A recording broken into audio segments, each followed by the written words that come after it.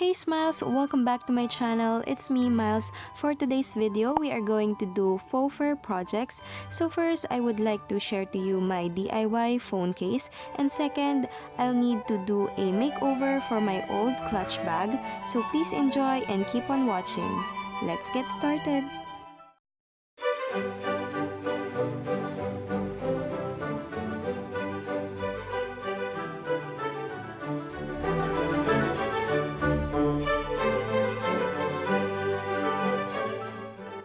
Our main attraction for today is this faux fur that I got from Shopee for around 550 pesos only for 1 yard. And ito yung ginagamit ko guys sa aking mga flat lace and other photo shoots.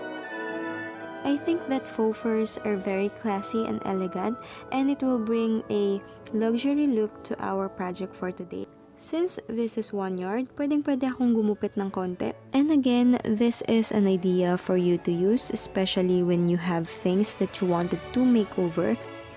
If you worry about the price, faux furs are actually cheaper, especially when it comes to different sizes. So, marami kayong pwedeng pagpilian sa Shopee, and link will be in the description box kung saan ko nabili yung faux fur ko. Here, I already made a cutout for my phone case. This will be my temporary phone case habang hindi pa ako nakakahanap ng bagong casing. So, I'm excited to share this to you guys because I just got my new baby last July and I just wanted to share to you kung paano ko i-makeover yung kanyang phone case. Now, I'm cutting the pattern of my phone.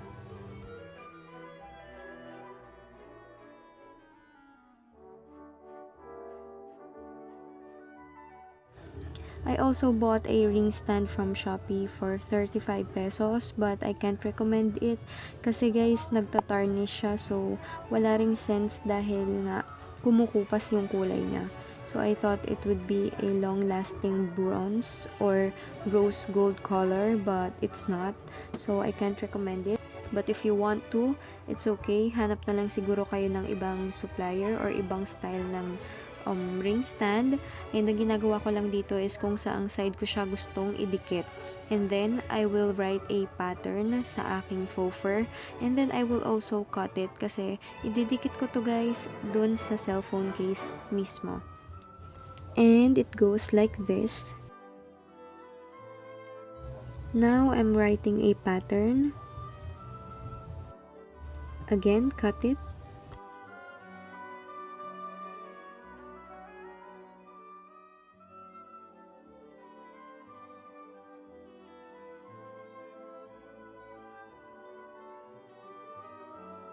Now that your fur is ready, you can now glue it onto your phone case. Which again, I'm using my Zanlida B7000. This is the glue that I always use for my DIY projects because it's a strong adhesive and highly recommended by other people when it comes to gluing fabric or glass and any type of surface. Place your phone case on top of the fur and then add your ring stand.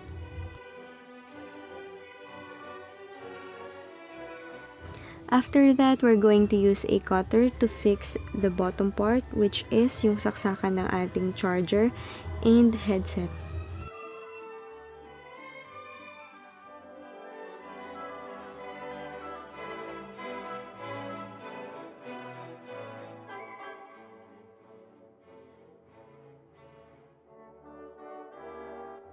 Trim the excess fabric, and I also ended up using a smaller scissors na ginagamit sa pangkilay para mas refine yung cuts.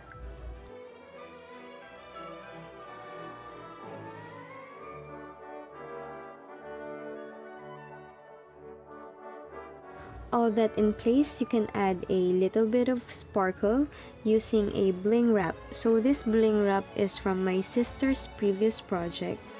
And I'll just add it as a design to our new phone case.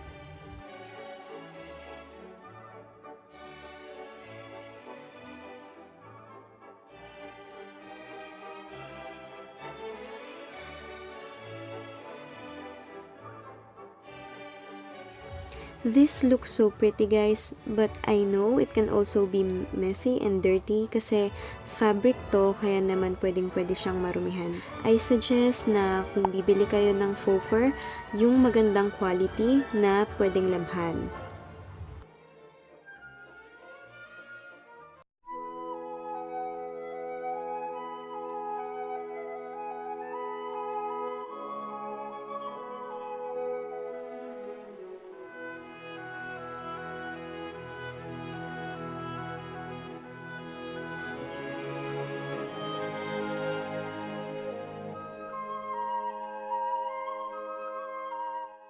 So, punta na tayo dito sa bag. Ito yung bag na i-makeover ko ngayon. Mukha pa siyang okay, 'di ba? Pero sa totoo lang, medyo yung loob nito ay meron na ring sira. I think galing sa tita ko to. So, ganito na siya. Pwede ko naman tong idikit ulit. Kaya lang, parang gusto ko siya magkaroon ng bagong look. So, ganyan siya. Actually, maganda nga yung material niya eh. Nanghihinayang din ako kung cocoveran ko ng faux fur. Then, dito naman sa likod, meron na rin siyang mga gasgas. Ayan, may mga gasgas na siya dyan. Pero, let's see kung ano yung magagawa natin. So, let's start!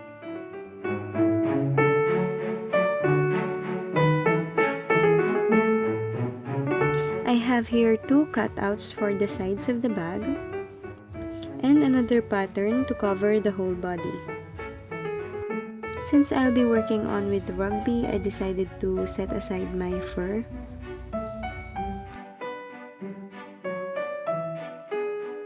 I'm gonna start working on with the sides first.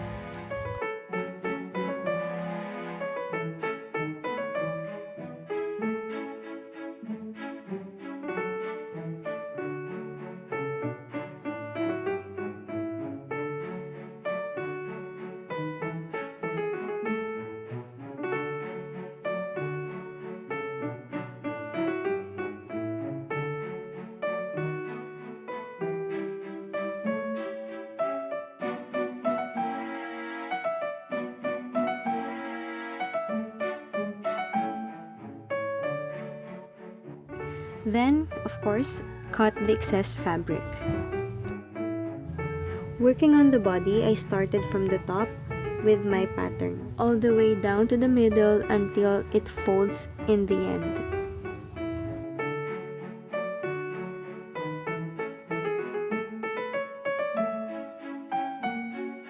Waiting for the rugby to dry up a little bit before I put on the fur.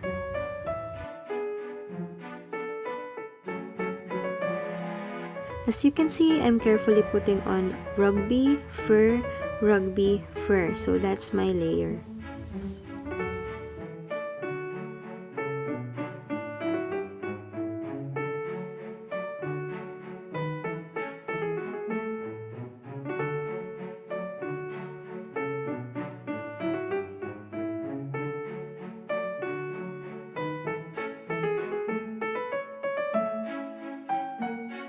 At this point, I have to create a little circle for the magnet so that I will be able to close and open the bag.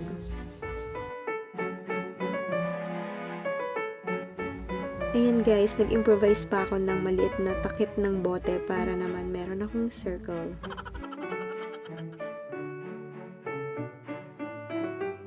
Now guys, we will need a help from a heavy object para hindi mag-move yung ating project.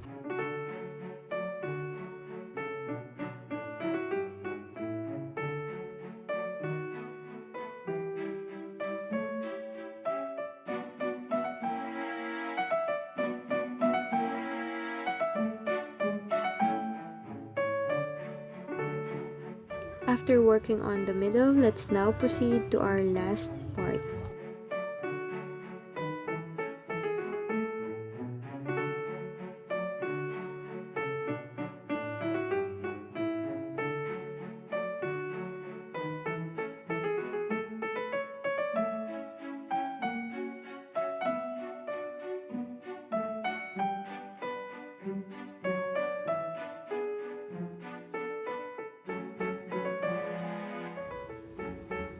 Now, I'm trying it out before we proceed to our inner portion. After trying it on, I realized na makapal pa siya. Kaya naman, nag-trimmed off ako ng mga excess fabrics.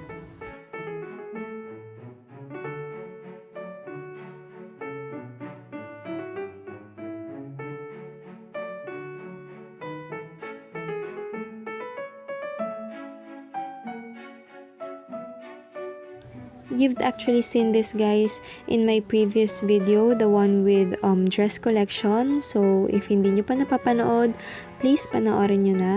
And this is how I made it.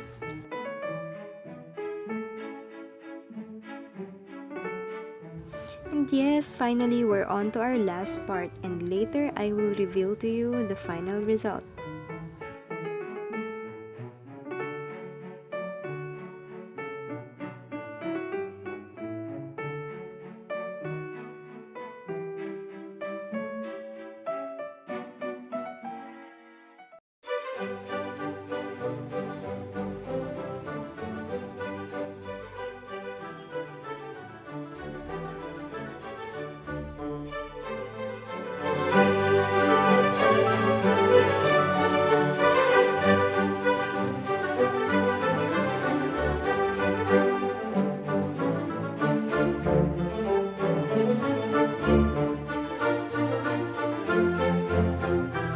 This ends our video.